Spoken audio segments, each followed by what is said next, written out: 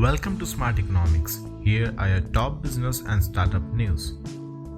UK's Deliveroo raises $180 million from investors, valued at $7 billion. British food delivery company Deliveroo said on Sunday it had raised a further $180 million from existing investors, including minority shareholder Amazon, in a move that values the business at more than $7 billion. Deliveroo is said to hold an initial public offering in the coming months, in what would be the biggest new share issues in London for 3 years. This investment will help us to continue to innovate, developing new tech tools to support restaurants, to provide riders with more work, and to extend choice for customers. Deliveroo founder and chief executive Will Shu said. Britain's competition regulator approved Amazon's May 2019 purchase of a 16% stake in Deliveroo in August, overruling objections from local competitors Just Eat Takeaway and Dominos Pizza. You think money grows on trees? This firm seeks finance from forest. Estonian company Single.Earth has raised millions of dollars to buy forest and wetlands, it said on Friday, aiming to tap into rapidly growing carbon offset market and public concern over the amount of logging in the country. The company is a digital platform for landowners that connects them with businesses that will pay them to preserve trees to balance out their own carbon footprints and become carbon neutral. Software company Thoughtworks gets $720 million. Global software consultancy Thoughtworks has secured $720 million from GIC, Siemens, Fidelity Management and Research, and Mudabla Investment Company at an enterprise value of $4.6 billion. Thoughtworks, founded in 1993 by Neville Roy Singham and sold to private equity firm Apex Partners in 2017, has grown from a small team in Chicago to a leading global software consultancy of more than 7,000 employees. Over 2,600 of those employees are in India. Facebook hires VP of Civil Rights. Facebook hired Roy Austin to become the first ever VP on Civil Rights and Deputy General Counsel to create a new civil rights organization within the company. Austin is set to start on January 19 and will be based in Washington, D.C. Austin most recently served as a civil rights lawyer at Harris, Wilshire and Granis LLP.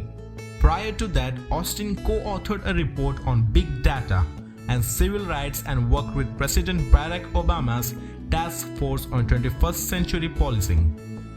Best tech companies to work for according to Glassdoor. Glassdoor released its annual ranking of the best companies to work for in 2021. We broke out the top 10 tech companies from the list of large businesses, 1,000+ employees, as well as from the small of medium-sized businesses list. Despite recent allegation of wrongful firings and demands of better workplace conditions, Google ranked number 3 on the list of best tech companies while Facebook ranked 5th. So here we go with list.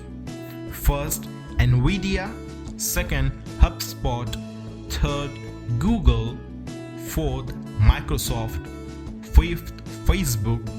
Sixth, LinkedIn. Seventh, DocuSign. Eighth, Nobi4. Ninth, Salesforce. And 10th, RingCentral. Horsemeat hawking nearly $100 billion industry.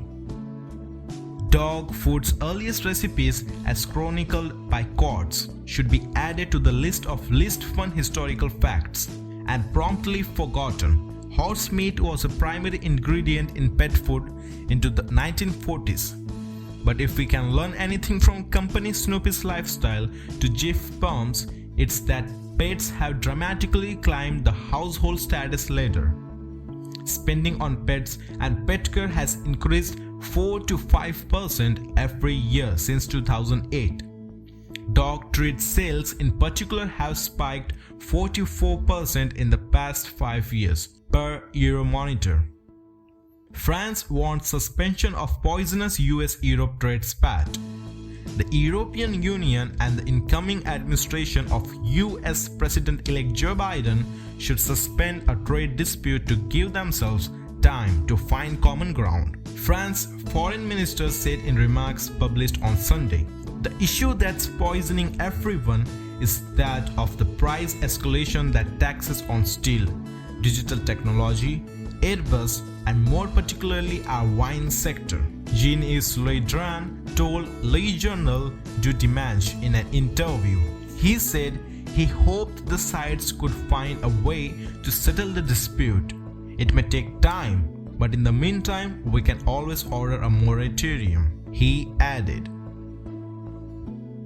Signal sees outage amid user surge. With continued surge in new users, messaging platform Signal faced outage in India and other countries like the US on Friday evening. Signal, which is co-founded by former WhatsApp co-founder Brian Acton, has seen an unprecedented rise in new users from across the world, India being the largest market. This was due to the privacy updates by Facebook-owned WhatsApp that triggered privacy fears among users to migrate to other messaging platforms. Signal is experiencing technical difficulties.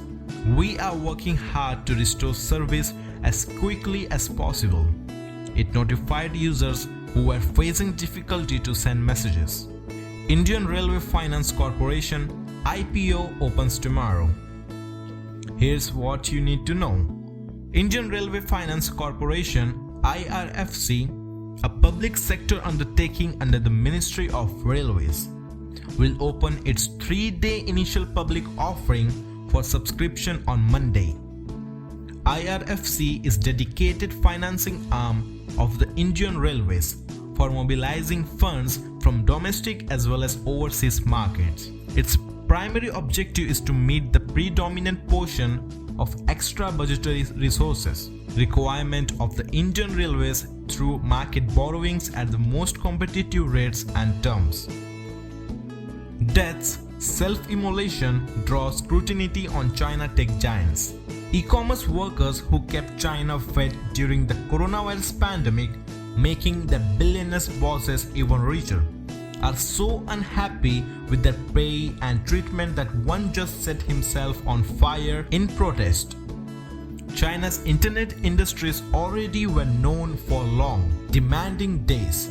With millions of families confined at home, demand surged and employees delivered tons of vegetables, rice, meat, diapers and other supplies, often aboard scooters that exposed them to sub-freezing winter cold. Delta posts US $12 billion loss in 2020. Cautious Q1 outlook. Delta Airlines closed the books on a disastrous 2020 with a comparatively small fourth quarter loss, and executives expect a few more rocky months before they hope widespread coronavirus vaccinations and testing might salvage something of the upcoming summer travel seasons. Delta on Thursday reported a $755 million quarterly loss and a $12.4 billion loss for the entire year. The results likely would have been worse but for a December increase in air travel that likely contributed to another surge in virus infections as people spend more time with family and friends. So that's it into this video.